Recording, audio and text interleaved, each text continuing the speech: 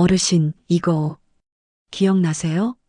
새로운 간병인이 손등에 흉터를 보여줍니다.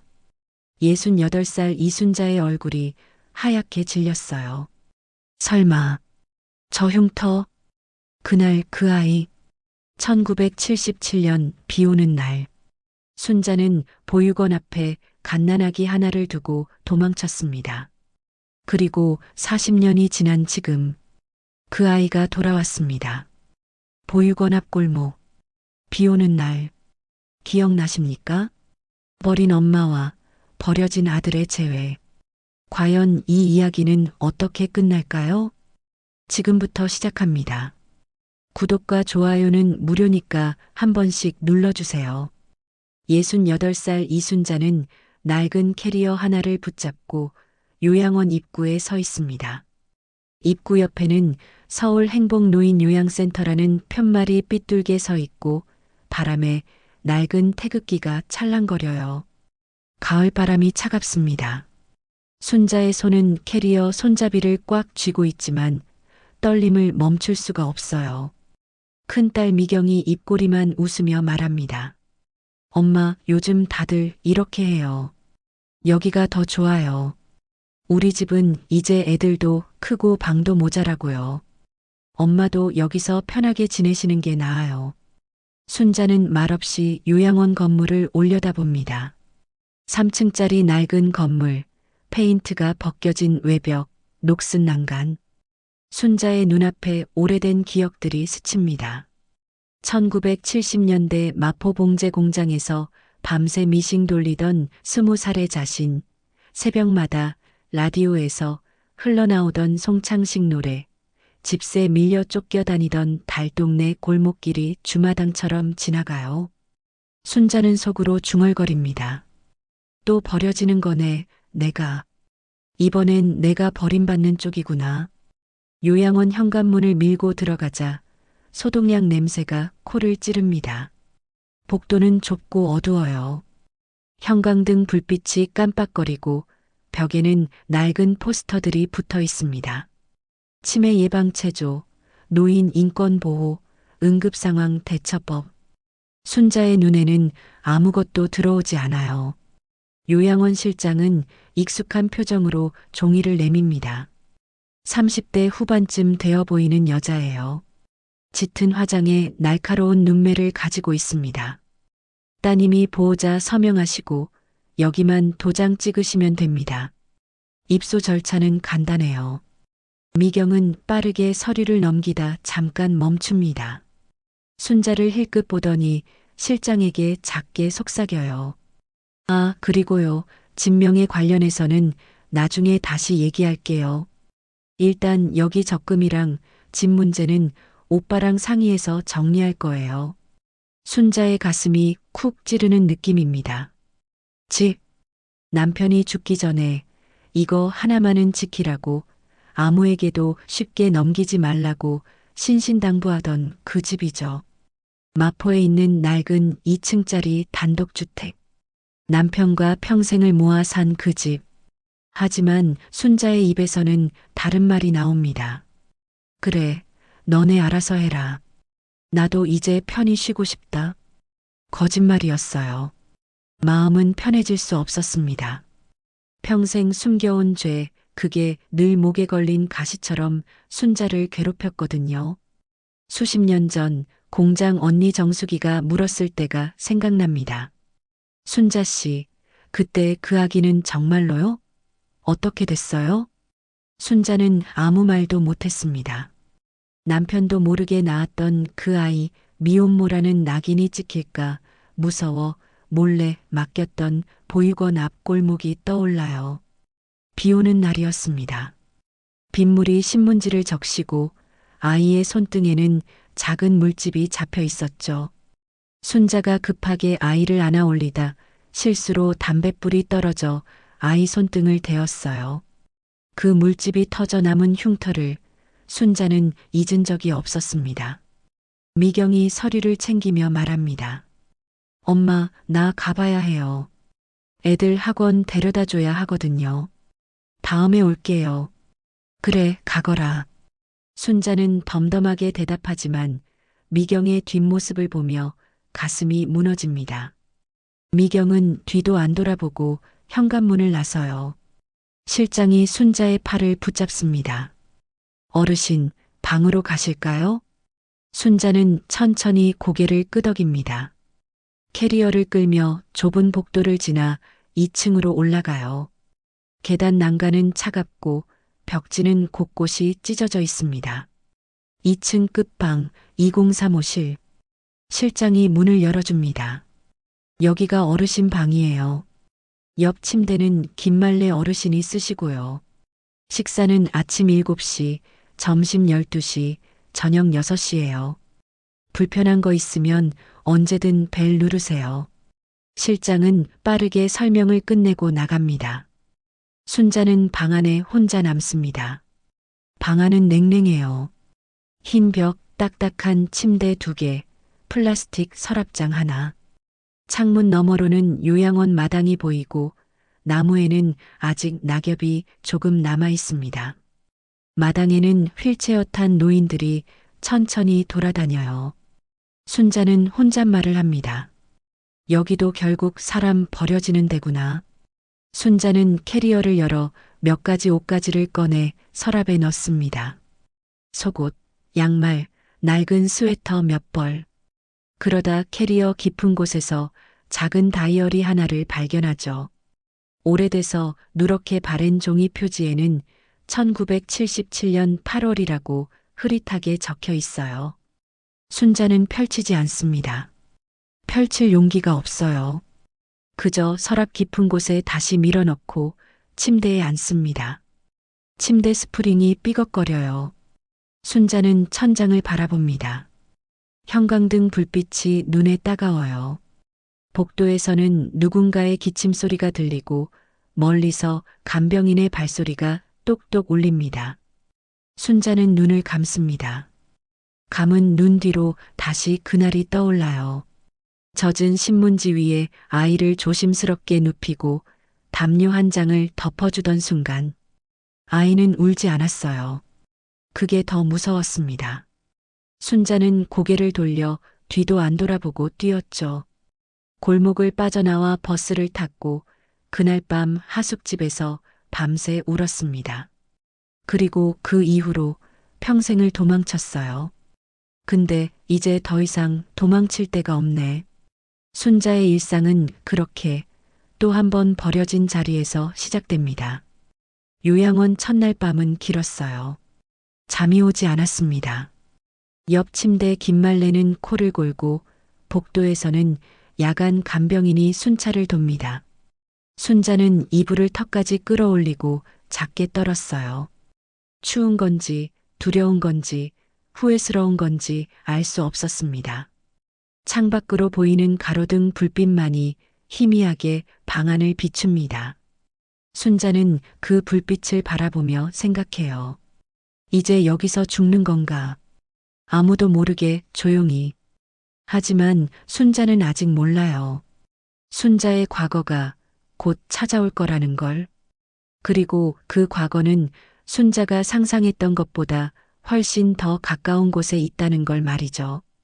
요양원에서의 첫 주가 지나갑니다. 순자는 천천히 이곳의 규칙에 익숙해져요.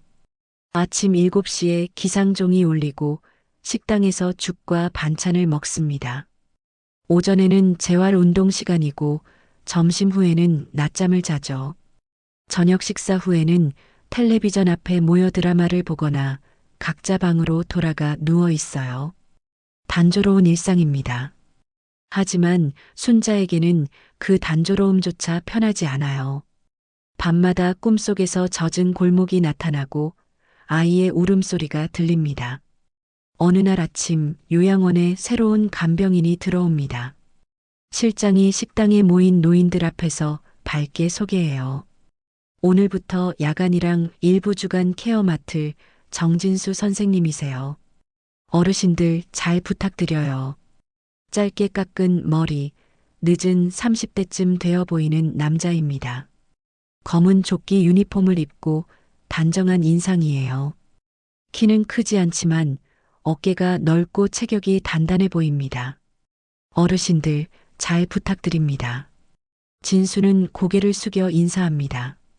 노인들은 대충 박수치고 말지만 순자는 이상하게 진수의 목소리가 마음에 걸려요. 어디선가 들어본 것 같은 그런 느낌이 듭니다.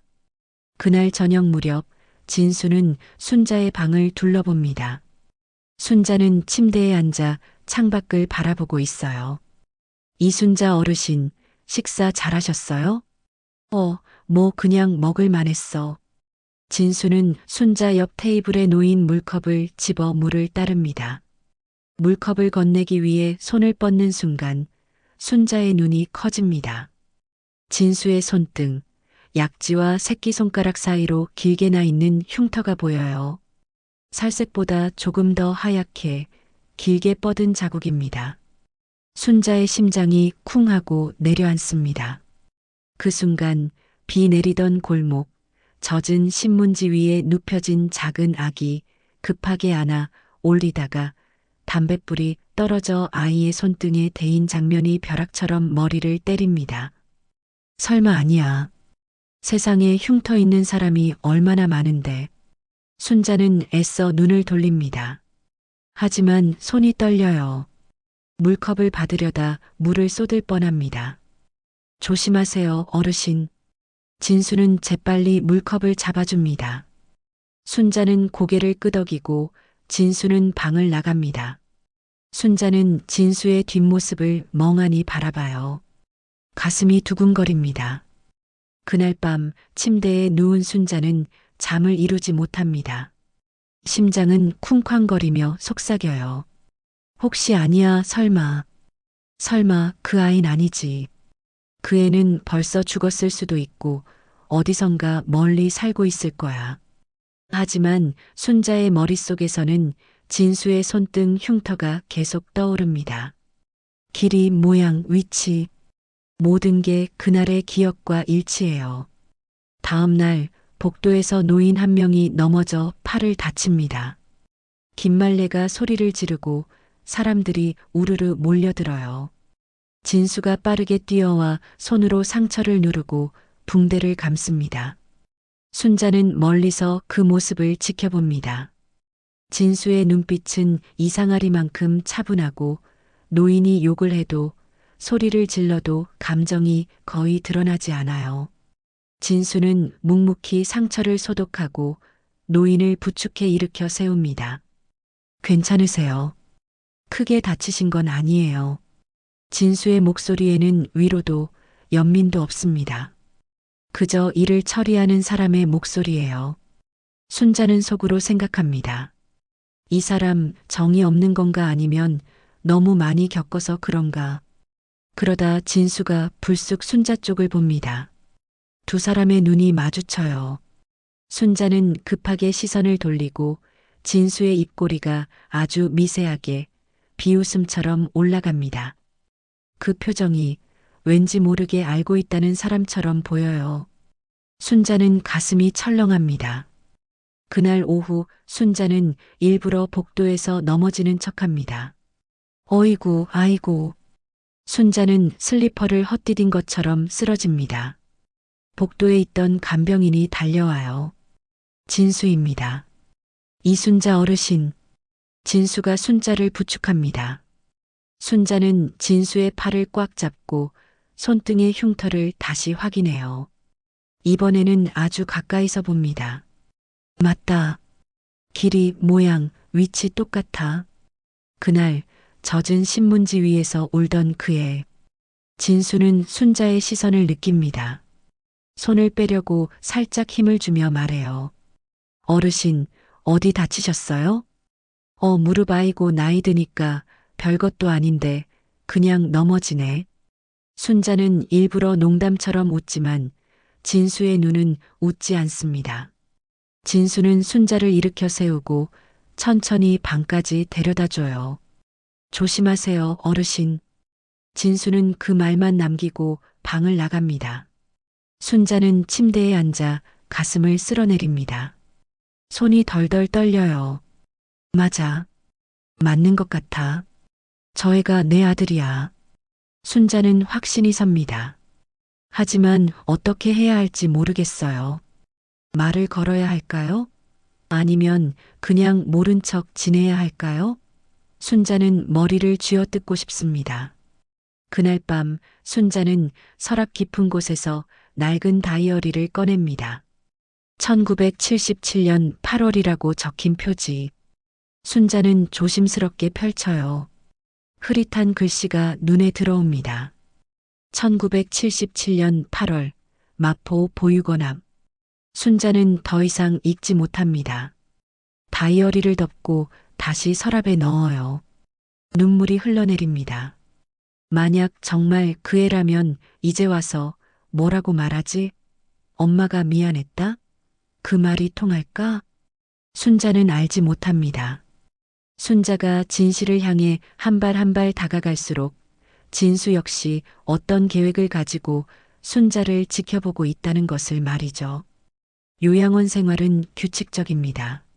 아침 식사, 재활운동, 텔레비전 시간, 점심, 낮잠, 간식, 저녁, 약. 하지만 순자에게는 하루 종일 한 가지 생각만이 맴돕니다.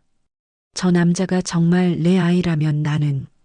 순자는 진수의 일거수일투족을 지켜봅니다. 진수가 다른 노인들을 돌보는 모습, 식사를 나르는 모습, 약을 챙기는 모습, 모든 동작이 기계처럼 정확하고 표정은 항상 무덤덤해요. 웃지도 화내지도 않습니다. 그저 일을 할 뿐이죠.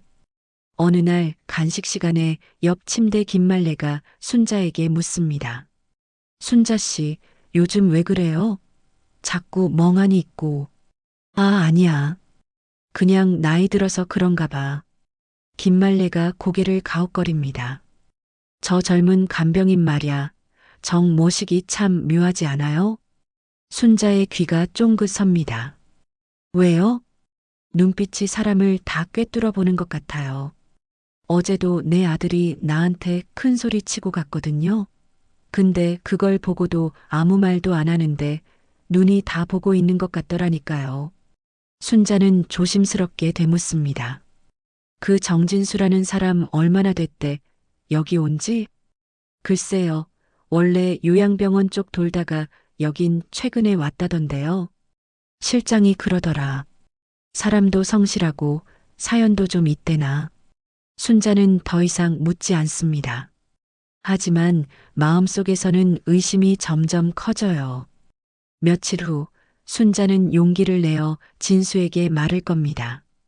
저녁 약을 나눠주러 온 진수를 붙잡아요. 진수 씨, 잠깐만요. 네, 어르신. 어디 불편하세요? 아니, 그게 아니라 진수 씨는 가족이 있어요? 진수의 눈빛이 순간 흔들립니다. 아주 짧은 순간이지만 순자는 놓치지 않아요. 왜 그런 걸 물으시죠? 그냥 궁금해서요. 젊은 사람이 이런 데서 일하는 게 쉽지 않을 텐데. 진수는 잠시 침묵하다가 말합니다. 가족은 없습니다. 혼자 살아요. 부모님은요? 모릅니다. 짧고 단호한 대답입니다. 진수는 더 이상 대화를 이어가지 않고 방을 나가요. 순자는 진수의 뒷모습을 바라보며 가슴이 철렁합니다.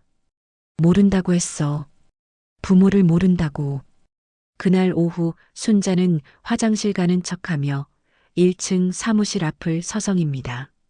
문틈으로 서류가 놓여 있는 칸이 보여요. 간병인 프로필 파일들이 쌓여 있습니다. 이름이 적힌 파일들 중에 정진수가 보여요. 순자는 주위를 살핍니다. 복도에는 아무도 없습니다. 순자는 조심스럽게 사무실 문을 밀어요. 문이 삐걱거리며 열립니다. 순자는 재빨리 안으로 들어가 파일을 집어듭니다. 정진수 38세 출생지 미상. 출생지 미상이라는 글자가 눈에 들어옵니다. 순자의 손이 떨려요. 더 읽으려는 순간 뒤에서 목소리가 들립니다. 어르신, 여기서 뭐 하세요? 실장입니다. 순자는 흠칫 놀라 파일을 놓습니다. 아, 그냥 화장실 찾다가요. 실장은 친절한 척 웃으며 말합니다. 어르신, 아래쪽은 직원 구역이라 들어오면 안 돼요. 필요한 거 있으시면 말씀만 하세요. 순자는 괜히 머쓱해져서 돌아섭니다. 하지만 돌아서는 순간 복도 끝에서 진수가 서 있는 게 보여요. 진수는 순자를 조용히 바라보고 있습니다. 그 눈빛에는 무언가 알 수 없는 감정이 담겨 있어요. 순자는 황급히 계단을 올라갑니다. 가슴이 두근거려요. 들켰어. 내가 뭘 하려는지 들킨 것 같아. 그날 밤 순자는 또 잠을 이루지 못합니다. 창밖으로 달빛이 희미하게 비치고 복도에서는 야간 순찰 발소리가 들려요. 순자는 이불을 뒤집어 쓰고 작게 떨어요. 한밤중 화장실에 가려고 일어난 순자는 복도에서 진수를 마주칩니다. 진수는 야간 순찰 중이에요. 어르신, 화장실이세요? 응. 순자는 짧게 대답하고 지나가려고 합니다. 하지만 진수가 조용히 말해요. 어르신, 제가 누군지 궁금하시죠? 순자는 멈춰섭니다. 등골이 오싹해요. 무슨 소리야? 오늘 사무실에서 제 파일 보셨잖아요. 순자는 아무 말도 못합니다. 진수는 한 걸음 더 가까이 다가와요. 괜찮습니다. 저도 어르신이 누군지 알고 있으니까요. 너 뭐야? 진수는 대답하지 않습니다. 그저 희미한 미소만 짓고는 복도 저편으로 사라져요. 순자는 그 자리에 멍하니 서 있습니다. 다리에 힘이 풀려 벽에 기대어. 알고 있다고 했어. 나를 알고 있다고. 순자는 화장실도 가지 못하고 방으로 돌아옵니다. 침대에 앉아 가슴을 쓸어내려요. 심장이 미친 듯이 뛰고 숨이 가빠집니다. 어떻게 하지? 어떻게 해야 하지? 순자는 작은 다이어리를 다시 꺼냅니다. 흐릿한 글씨로 적힌 문장들을 읽어요. 1977년 8월 마포 보육원 앞. 비 오는 날. 아이를 놓고 왔다. 미안하다. 미안하다. 눈물이 다이어리 위로 떨어집니다. 순자는 흐느껴 울어요. 하지만 소리를 내지 못합니다. 옆 침대 김말레가 깰까봐 이불로 입을 막고 조용히 웁니다. 요양원의 밤은 고요합니다. 하지만 순자의 마음속에서는 폭풍이 몰아치고 있어요. 과거와 현재가 충돌하고 죄책감과 두려움이 뒤엉켜요. 순자는 이제 압니다. 진수가 단순한 간병인이 아니라는 것을, 진수가 무언가를 계획하고 있다는 것을, 그리고 그 계획의 중심에 순자가 있다는 것을 말이죠.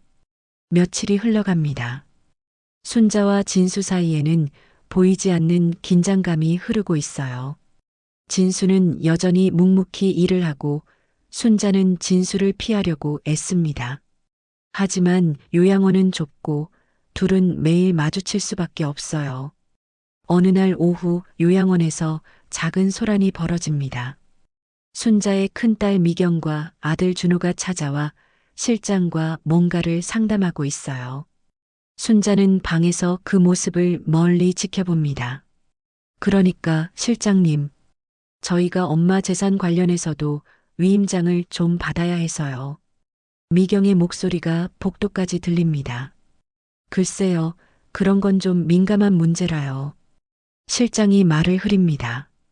복도 끝에서 그 모습을 지켜보던 진수, 그리고 방문 틈으로 그 장면을 보는 순자. 순자는 속으로 중얼거립니다. 집, 그걸 노리는 거야. 나는 아직 숨도 쉬고 있는데. 잠시 후 방문이 열리고 미경이 들어옵니다. 준호도 함께해요. 엄마, 좀 도장 찍을 게 있어. 또 뭐 도장? 아, 그냥 집 재산 정리하려면 필요하대. 그래야 엄마 요양원 비용도 안정적으로 나가고. 순자는 서류를 내려다봅니다. 글씨가 작고 빽빽해서 잘 보이지 않아요. 이게 뭔데? 그냥 재산관리 위임장이야. 우리가 엄마 대신 집이랑 적금 관리해 주는 거지.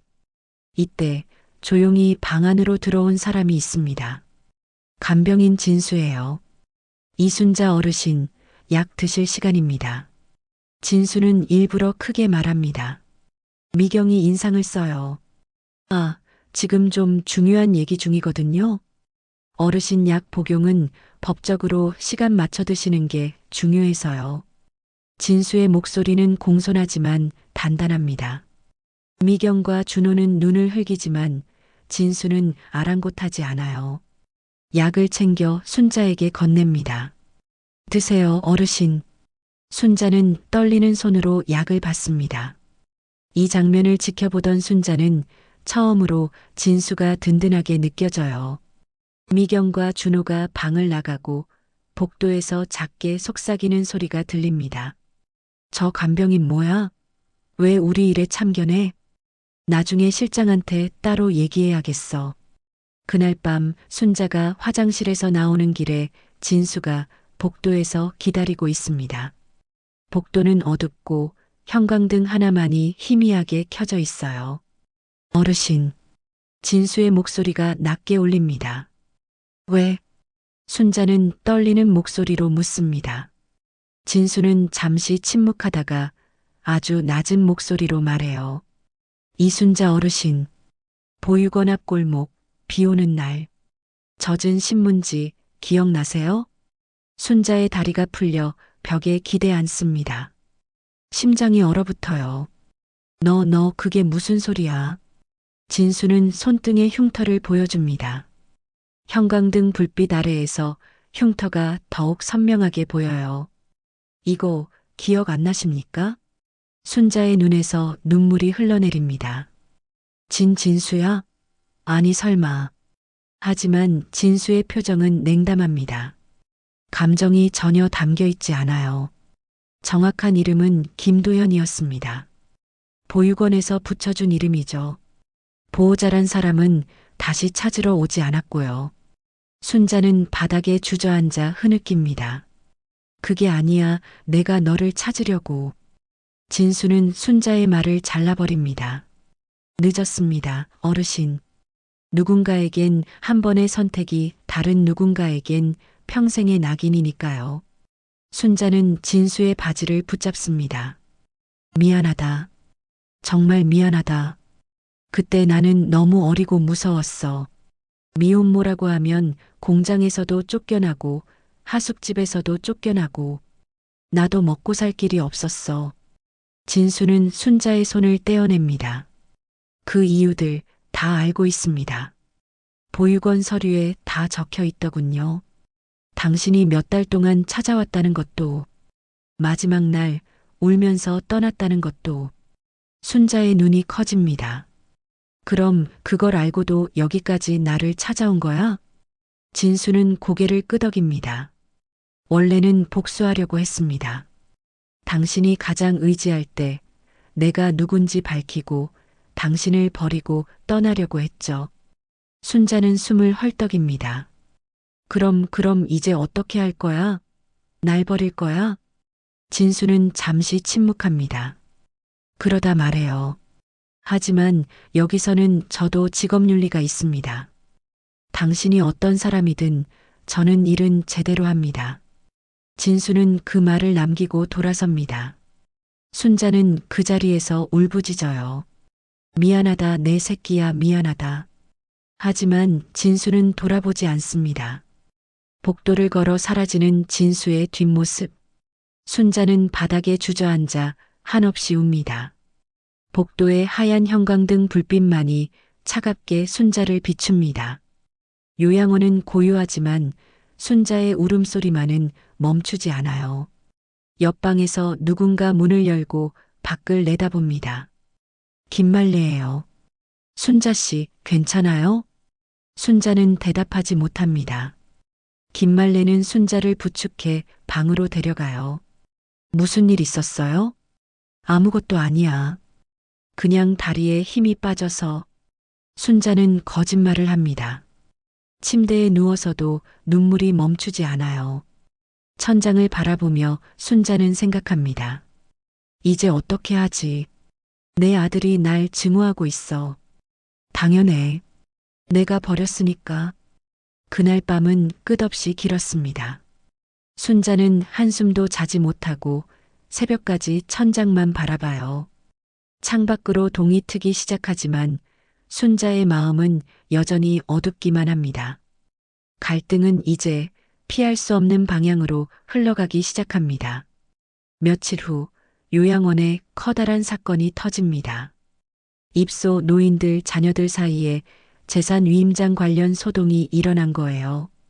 어르신들이 제대로 이해도 못하고 도장 찍은 거 아니냐는 소문이 돌고 요양원 실장과 외부 법무사가 드나듭니다.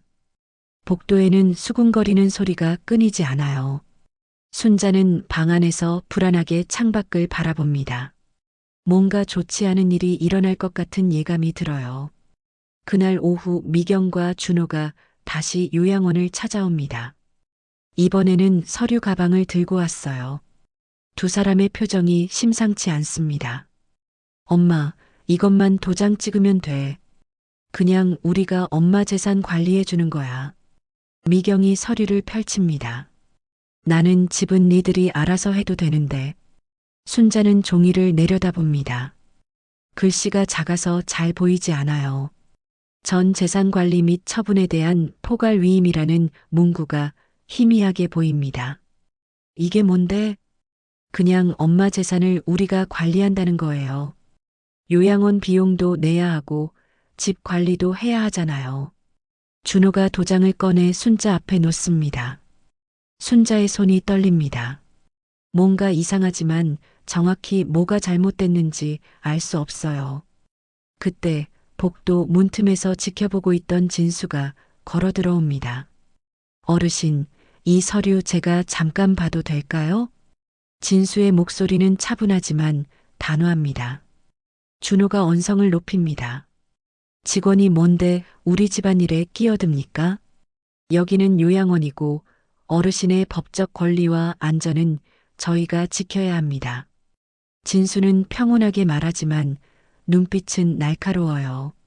서류를 집어 훑어봅니다. 진수의 눈썹이 꿈틀거려요. 이건 사실상 상속 포기 각서 수준이네요. 어르신이 만약 여길 떠나도 아무것도 남지 않게 되겠습니다. 미경이 히스테릭하게 소리칩니다. 우리 엄마 재산을 당신이 왜 신경 써요? 이 사람 우리 엄마 버리고 도망간 사람이라니까. 순자의 얼굴이 순식간에 하얗게 질립니다. 뭐라고? 준호가 이를 악물고 말합니다. 엄마가 숨긴 거 다 알아요. 집 정리하다가 서랍에서 오래된 서류 나왔어요. 보육원 양육 포기 각서. 버린 자식이 하나 더 있었다며? 미경이 진수를 가리킵니다. 혹시 이 사람이 그 애예요? 그래서 엄마한테 잘해주는 거야. 복수하려고? 방 안의 공기가 찢어집니다. 순자는 숨을 헐떡이며 가슴을 움켜쥐어요. 나는 그때 살 방법이. 진수는 조용히 한마디 합니다. 알고 계셨군요. 어머니가 어떤 선택을 하셨는지. 미경이 비웃습니다. 우리가 왜 엄마 노후를 책임져야 해요? 우린 원래부터 엄마에게 버림받은 거나 마찬가지였어요. 준호도 거듭니다. 엄마는 우리보다 그 버린 자식 생각하면서 평생 산 거잖아요. 우리한테 제대로 해준 것도 없으면서. 순자는 고개를 흔듭니다. 아니야, 너희들도 내 자식이야. 말도 안 돼요. 엄마는 늘 딴 생각하고 계셨잖아요. 우리 보면서도 딴애 생각하고. 그 순간 순자의 시야가 흔들립니다. 아이들 얼굴이 흐려지고 복도 형광등이 휘청여요. 귀에서 윙윙거리는 소리가 납니다. 순자 어르신. 진수가 소리치며 순자를 붙잡으려 하지만 순자는 그대로 바닥에 쓰러집니다. 둔탁한 소리와 함께 순자의 몸이 넘어져요. 엄마. 미경이 놀라 소리칩니다. 하지만 준호는 멈칫하다가 서류를 챙겨요. 진수가 재빨리 순자의 맥을 짚고 호흡을 확인합니다. 119 부르세요. 빨리. 복도에서 사람들이 우르르 몰려들어요. 실장이 뛰어와 전화를 겁니다. 김말래가 울먹이며 순자를 내려다봐요. 순자 씨, 정신 차려요. 순자는 희미하게 눈을 뜹니다. 천장이 빙글빙글 돌아요. 진수의 얼굴이 흐릿하게 보입니다. 진수야. 순자는 작게 중얼거립니다. 미안해, 다 미안해. 진수는 순자의 손을 꽉 잡아줍니다. 말씀하지 마세요. 구급차 곧 옵니다. 순자의 눈에서 눈물이 흘러내립니다. 너를 낳아서 미안해. 너를 버려서 미안해. 진수의 눈빛이 흔들립니다. 입술을 깨물어요. 구급차 사이렌 소리가 멀리서 들립니다. 응급구조사들이 들어와 순자를 들것에 옮깁니다. 진수는 그 모습을 지켜보다가 뒤에서 수군거리는 미경과 준호를 돌아봐요. 미경은 가방에서 서류를 꺼내 확인하고 준호는 휴대전화로 누군가와 통화 중입니다. 진수는 주먹을 꽉 쥡니다. 구급차가 출발하고 요양원은 다시 조용해집니다. 하지만 순자의 방은 여전히 어수선해요. 바닥에는 순자가 쓰러지며 떨어뜨린 안경이 깨져 있고 침대 위에는 펼쳐진 서류들이 흩어져 있습니다. 진수는 방 안에 혼자 남아 무릎을 꿇고 앉아요. 고개를 떨구고 한참을 그렇게 있습니다. 복수하려고 했는데 이런 식으로 끝나는 건 아니잖아. 진수는 자신도 모르게 눈물을 흘립니다. 엄청난 소음 속에서 순자의 마지막 의식에 떠오르는 건 젖은 신문지 위에서 울던 아기의 얼굴뿐이에요. 미안해, 다 미안해, 이제 정말 끝인가. 모든 것이 무너지는 밤이었습니다. 병원 응급실입니다. 순자는 반쯤 의식이 돌아왔다 사라졌다를 반복해요. 의사는 작은 뇌졸중 증세라고 말하지만 노인에게 작은 건 없습니다. 생명은 위태로워요. 중환자실에 입원한 순자는 산소 마스크를 쓰고 여러 선이 몸에 연결되어 있습니다. 병실 한켠 창가에 서서 밖을 바라보는 진수가 있습니다. 진수의 손에는 낡은 종이 한 장이 쥐어져 있어요. 오래돼 누렇게 바랜 보육원 서류 복사본입니다. 보호자 이순자, 당시 21세. 사유 경제적 사정으로 양육 포기. 종이 구석에는 직원의 메모가 연필로 적혀 있습니다. 3개월 동안 매주 와서 아이 얼굴 보고 감. 울기만 하다 돌아감. 마지막 날 더 이상 오지 않겠다고 말함. 진수는 이를 악물며 그 문장을 다시 읽어요. 3개월 동안 매주. 진수는 몇 달 전 보육원 원장을 찾아간 적이 있습니다. 늙은 원장이 겨우 기억을 떠올리며 해준 말이 있어요. 그 여자 참 많이 울었어요. 근데 세상에는 울어도 안 되는 사람들도 있지. 그때는 미혼모라는 게 죄였거든요. 공장에서 쫓겨나고 하숙집에서도 쫓겨나고 애 키우면서 일할 데도 없고 그래도 3개월은 매주 와서 아이 보고 갔어요. 진수는 머리를 쥐어뜯고 싶어요. 그래도 버린 건 사실이잖아. 날 추운 방, 좁은 침대, 냄새나는 보육원에 던져둔 건 사실이잖아. 그래서 난 입양도 안 되고 공장 전전하다가 군대 가고 공사판 뛰고 하지만 또 다른 생각이 들어옵니다. 병실 침대에 누워 힘겹게 숨쉬는 늙은 여자. 순자의 손은 진수가 돌봐온 수많은 노인들의 손과 똑같이 주름지고 마르고 부서질 듯합니다.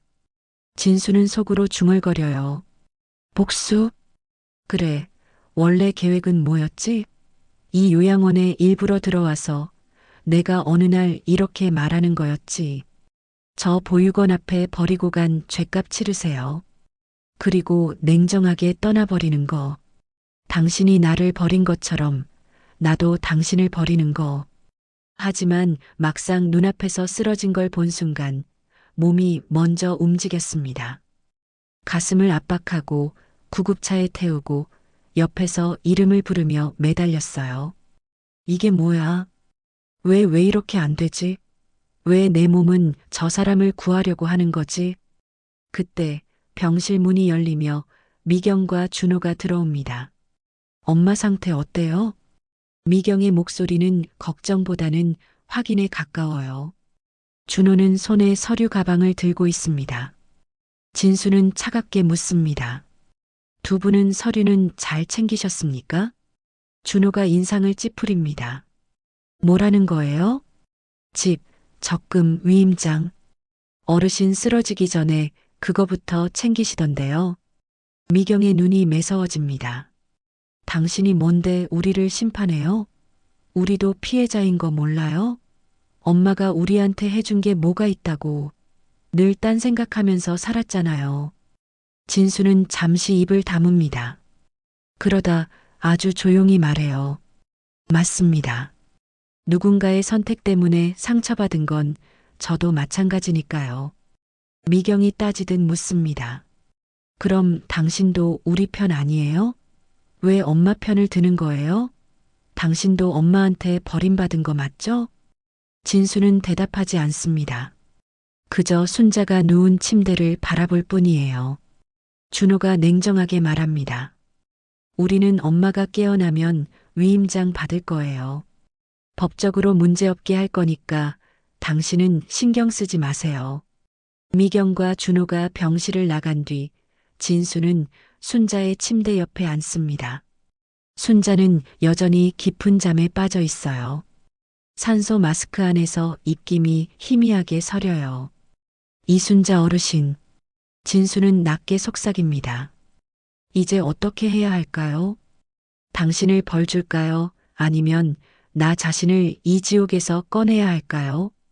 진수의 눈에 처음으로 눈물이 맺힙니다. 진수는 보육원 서류를 다시 꺼내봐요.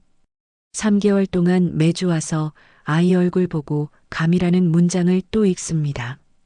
매주 왔다고 했어. 울기만 하다 돌아갔다고 했어. 그럼 나를 정말 버리고 싶어서 버린 게 아니었나? 아니면 버릴 수밖에 없었던 거였나? 진수는 고개를 숙입니다. 가슴이 찢어지는 것 같아요. 그날 밤 진수는 병실 의자에서 잠을 청합니다. 하지만 잠이 오지 않아요. 천장을 바라보며 생각합니다. 복수란 게 뭐지? 상대를 아프게 하는 거? 그럼 나는 지금 뭘 하고 있는 거지? 복수하려고 여기까지 왔는데 왜 내 마음은 이렇게 복잡한 거지? 새벽녘 순자가 작게 신음합니다. 진수는 벌떡 일어나 순자를 내려다봐요. 어르신? 순자는 눈을 뜨지 못합니다. 하지만 입술이 움직여요. 미안해. 작은 목소리입니다. 미안해 내 새끼야. 진수는 순자의 손을 잡습니다. 손이 차갑고 힘이 없어요. 말씀하지 마세요. 체력 소모됩니다. 하지만 순자는 계속 중얼거립니다. 너를 낳아서 미안해. 너를 지켜주지 못해서 미안해. 엄마가 너무 어렸어. 너무 무서웠어. 진수의 눈에서 눈물이 흘러내립니다. 진수는 손으로 얼굴을 가려요. 왜 이렇게 아프지? 복수해야 하는데 왜 이렇게 가슴이 아프지? 진수는 그때 비로소 깨닫습니다. 복수는 상대를 묶는 게 아니라 결국 자기 자신을 더 깊이 묶는 일일지도 모른다는 걸. 증오는 상대를 벌하는 게 아니라 자기 자신을 가두는 감옥이라는 걸. 아침이 밝아옵니다. 병실 창으로 햇살이 들어와요. 순자는 여전히 깊은 잠에 빠져 있고 진수는 순자의 손을 잡은 채 의자에 앉아 있습니다. 간호사가 들어와 순자의 상태를 확인합니다. 보호자분이세요? 예. 진수는 대답합니다. 그 말이 입 밖으로 나오는 순간 진수는 깨달아요. 보호자. 진수는 이제 복수자가 아니라 보호자가 되어 있습니다. 어떻게 해야 하지?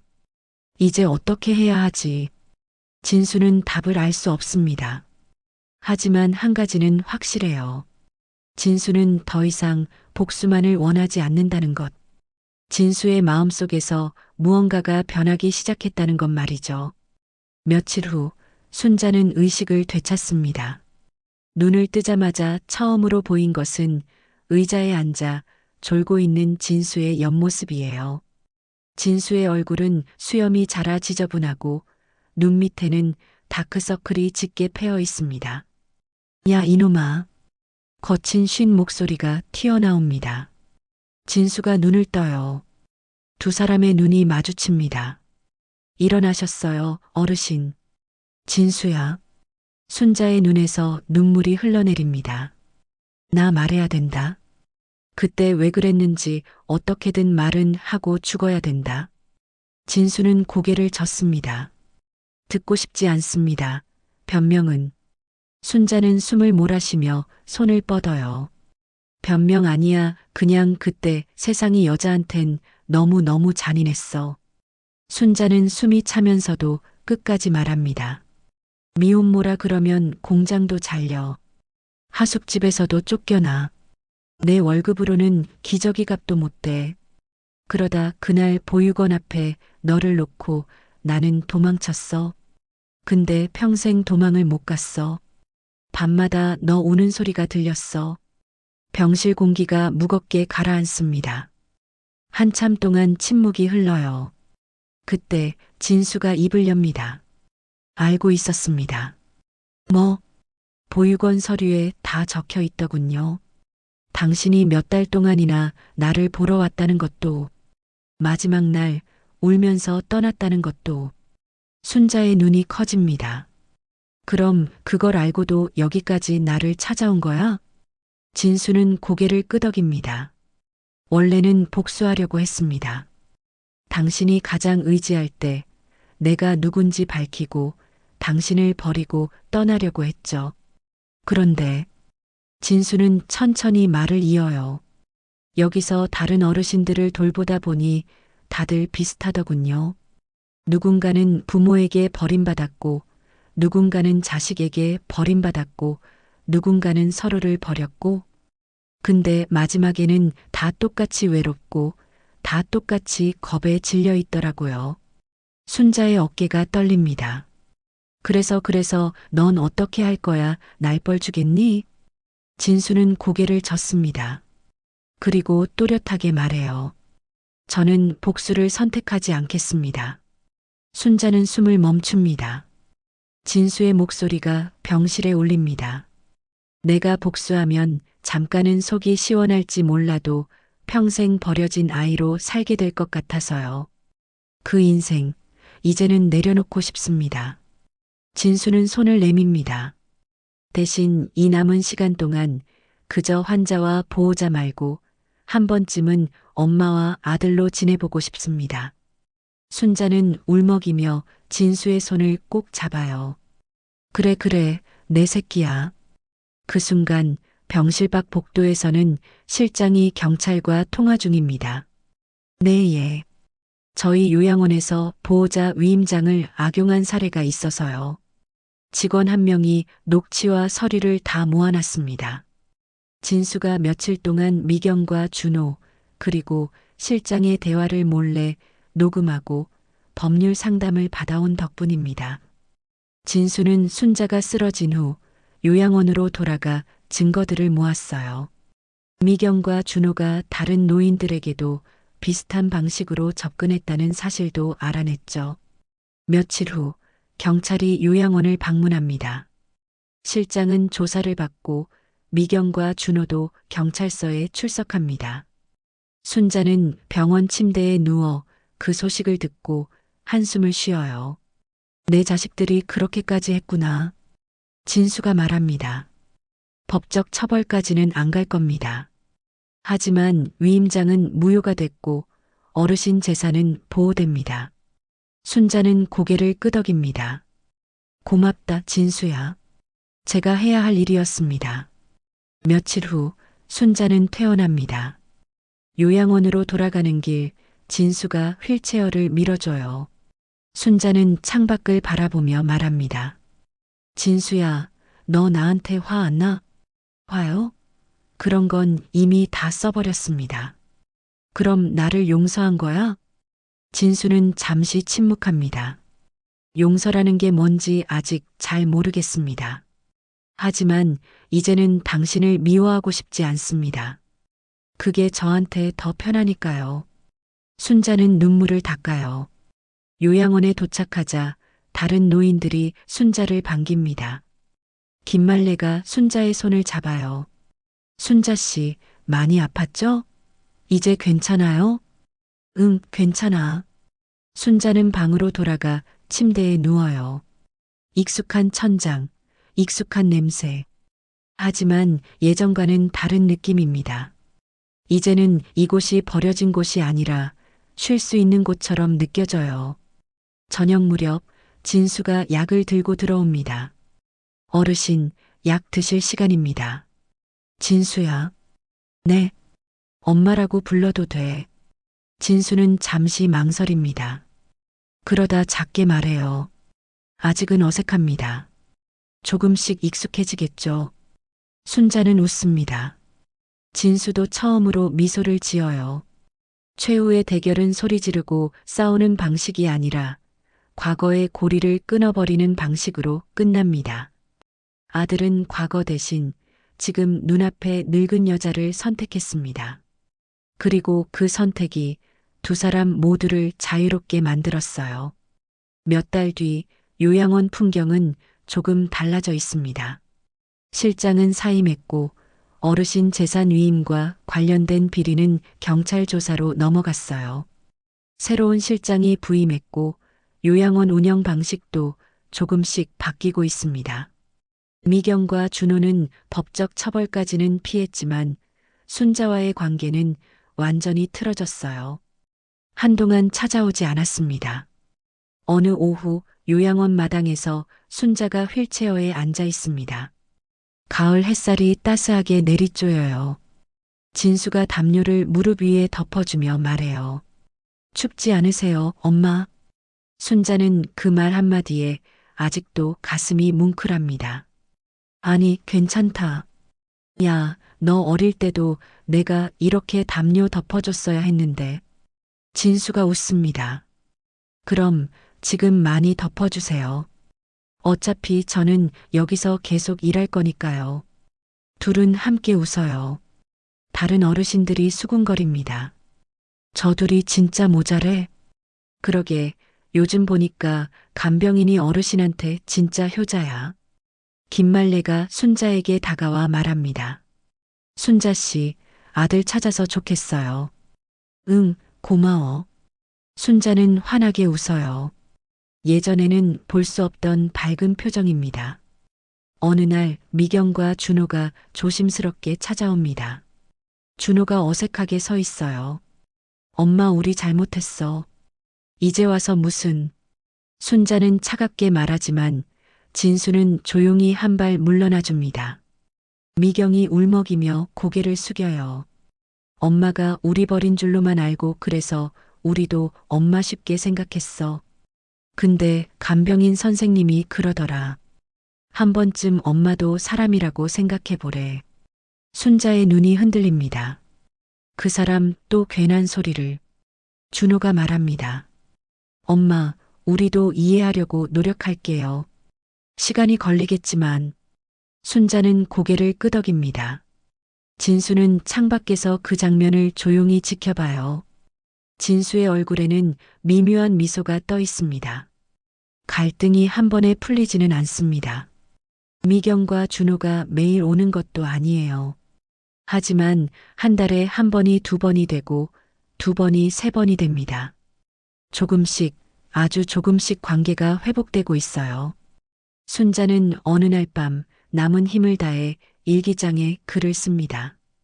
도연아, 아니 진수야. 너를 버린 죄는 평생 갚지 못할 거다. 그래도 너는 나를 용서해줬다. 내가 복수를 하지 않겠다고 선택한 순간 우리 둘 다 지옥에서 나와 비로소 사람 구실을 하게 된 것 같다. 고맙다, 내 아들. 시간은 빠르게 흐릅니다. 계절이 바뀌고 또 바뀌어요. 순자는 점점 더 약해지지만 얼굴에는 늘 평온한 미소가 있습니다. 진수는 여전히 요양원에서 일하며 순자를 돌봐요. 어느 겨울날 순자는 조용히 눈을 감습니다. 병원으로 옮겨졌지만 결국 깨어나지 못했어요. 작은 장례식장에서 조용한 발걸음 소리가 울립니다. 사진 속 순자는 요양원 마당에서 찍힌 모습 그대로 해맑게 웃고 있어요. 진수는 관 앞에서 마지막 절을 올립니다. 엄마, 이제 진짜 편히 쉬세요. 진수의 옆에는 어색한 표정으로 서 있는 미경과 준호, 그리고 요양원에서 온 몇몇 어르신들이 있습니다. 김말래가 눈물을 닦아요. 순자 씨, 좋은 데 가세요. 장례식이 끝난 뒤 진수는 다시 요양원으로 돌아옵니다. 이번에는 간병인이 아니라 요양원 운영을 돕는 실무 책임자로 자리를 옮겼어요. 진수는 새로운 어르신의 손을 잡으며 말합니다. 괜찮습니다. 여기서는 끝까지 사람답게 사시면 됩니다. 창밖에는 봄 햇살이 비칩니다. 새로운 노인, 새로운 사연, 새로운 상처들이 하나 둘 요양원 문을 두드려요. 그리고 그 안에서 한 번 버려졌던 아들은 더 이상 누구도 함부로 버려지지 않도록 천천히 묵묵히 사람들을 돌봅니다. 진수는 사무실에 앉아 창밖을 바라봐요. 마당에서는 노인들이 휠체어를 타고 산책을 합니다. 진수의 책상 위에는 순자가 남긴 일기장이 놓여 있어요. 진수는 조심스럽게 펼쳐 읽습니다. 고맙다, 내 아들. 진수는 눈물을 닦고 다시 일어섭니다. 복도를 걸어 어르신들을 돌보러 가요. 누군가를 돌보는 일, 그것이 이제 진수의 삶이 되었습니다. 용서는 과거를 지우는 일이 아니라 앞으로 어떻게 살지를 새로 정하는 일임을 진수는 몸으로 증명하며 살아갑니다.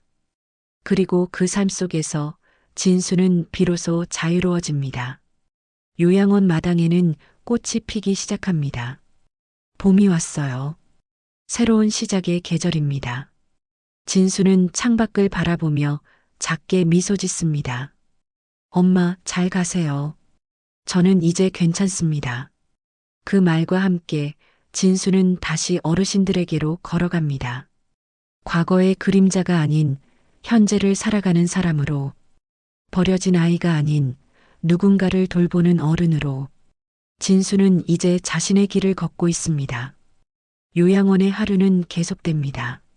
아침 식사, 재활운동, 점심, 낮잠, 간식, 저녁, 약. 규칙적인 일상 속에서 사람들은 각자의 상처를 안고 살아갑니다.